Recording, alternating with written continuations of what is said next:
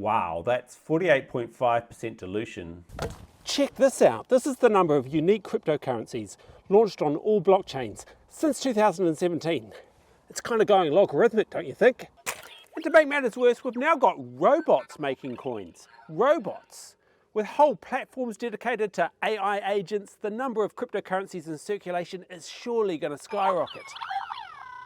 Some argue that liquidity is too diluted, making it hard for any single altcoin to pump. Others claim that all of these new altcoins don't matter because they have near zero liquidity. So which is it? To find out, we need to compare the total altcoin market cap 4 years apart. But we need to be sure that we're comparing roughly similar conditions.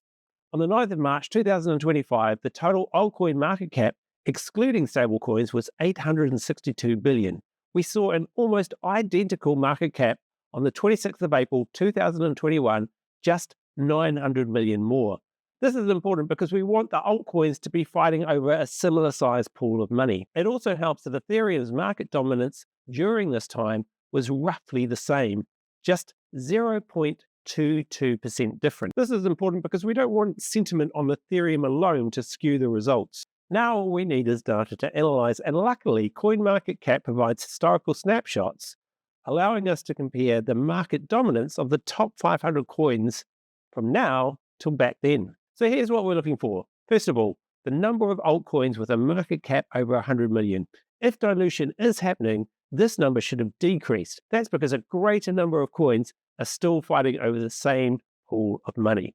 And the second thing we're looking for is the average market dominance of the top 500 coins.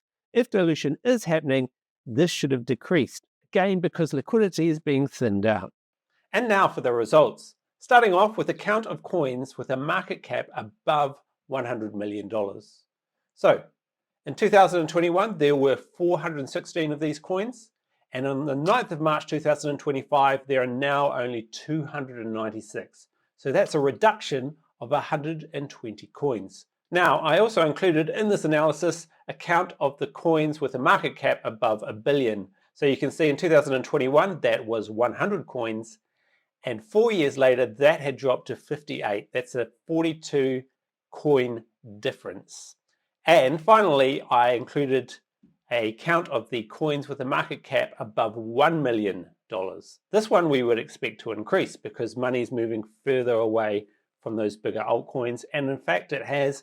It's gone from 1,597 to 1,854. That's a 257 coin increase at that level. Now remember, these coins here are all fighting over the same pool of money, the 862 billion. So there's no reason why we should be seeing such a big drop-off. Now it's easy to look at these results and say like, well that proves it, dilution is happening. However, there's a twist. There's always a twist. When I looked at how dominance had changed between the two data points, I found some really surprising results. What you've got here is a table where I've ranked the coins from greatest to smallest in terms of market cap, and then grouped them into the following categories. So you've got the top 10, you've got 11 to 100, and so on and so forth. These coins down here in position 500th or greater, I put in the same group. And then what you've got here is the dominance on 2021, and this is the dominance in 2025. And then this is the change in dominance. So as you can see, yes, for coins 11 to 500, there's been quite a big decrease in dominance across those coins. Anywhere from 34 to 45%, 48.5%, I should say. So quite a big shift. But what is really surprising is the top 10. That's gone from 54.6% to 70.8%. That's a 29.8% change. Huge. And then you've got the 500th and above coins.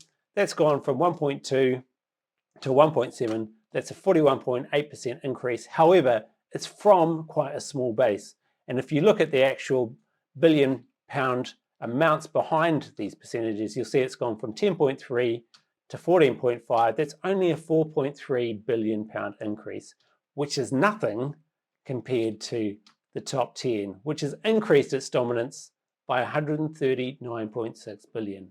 These results are in direct contrast with the narrative propagated by charts like these, which suggest that the explosion of altcoins is diluting away liquidity. However, that is not what I found. Yes, there is some dilution going to an increasingly greater number of altcoins, but that is nothing compared to the amount of dilution which is happening because liquidity is going into the top 10 coins.